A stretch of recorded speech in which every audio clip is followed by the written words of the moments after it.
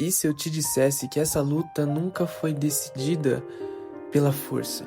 Que antes mesmo do primeiro golpe ser desferido, no campo das ideias, já existia um vencedor.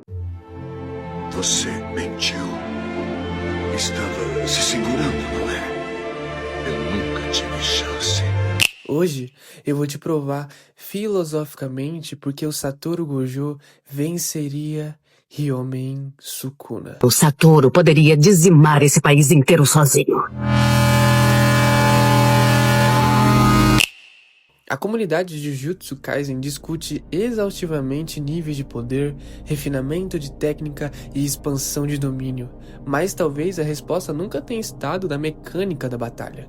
Sukuna e Gojo não são apenas os feiticeiros mais poderosos, eles são a personificação de conceitos antagônicos.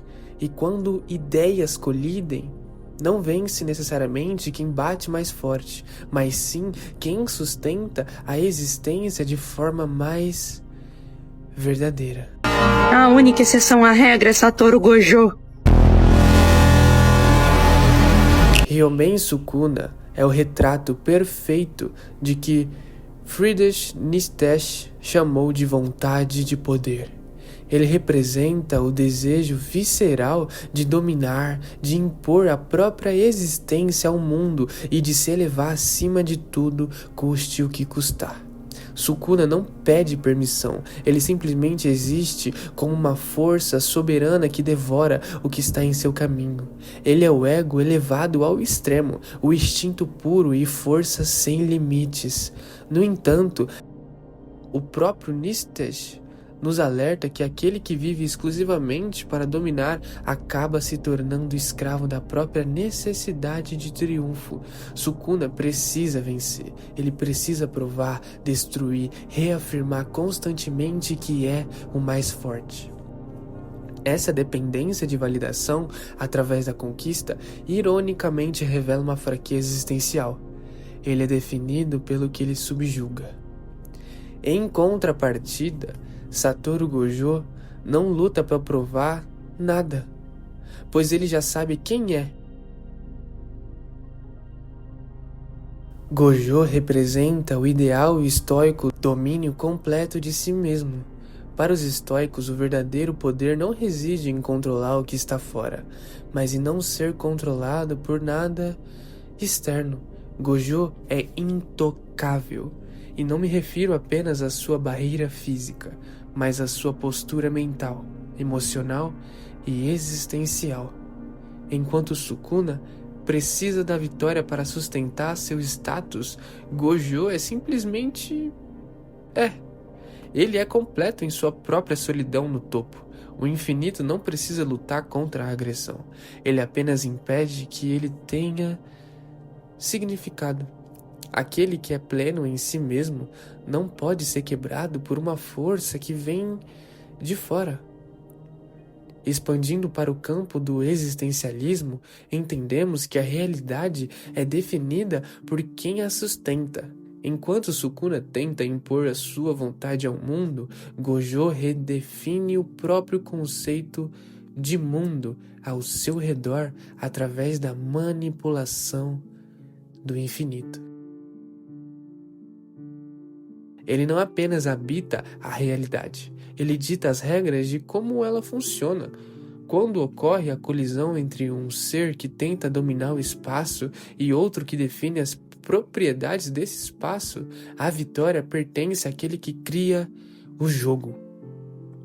Gojo é o limite do que pode ser tocado, e é impossível derrotar aquilo que não pode ser alcançado. No fim das contas, essa nunca foi uma luta de força bruta, mas uma colisão de conceitos onde, contra o infinito, até o rei das maldições se torna finito. A diferença fundamental é que enquanto um anseia ser o mais forte do mundo, o outro já não pertence mais a ele. No fim, o que resta no vazio entre o corte que divide o mundo e o infinito que o protege não é um vencedor, mas uma melancólica constatação. A batalha entre Sukuna e Gojo é a tragédia da dualidade humana, o choque entre o desejo de possuir tudo e a paz de ser o todo. Sukuna é a tempestade que ruge para provar a sua fúria, enquanto Gojo é o céu azul em que seu silêncio absoluto já abraça a tempestade sem ser movida por ela. Vencer para o rei das maldições é um banquete que nunca sacia. Para o portador dos 6 olhos, existir é um fardo de lucidez que ninguém mais pode carregar. A filosofia nos ensina que o poder supremo é uma forma elegante de solidão. Se Gojo vence, é porque ele compreendeu que a maior força não reside em destruir o outro, mas em ser o horizonte onde toda destruição perde o sentido. Ele não derrota Sukuna com um golpe, mas com a diferença do eterno frente ao efêmero.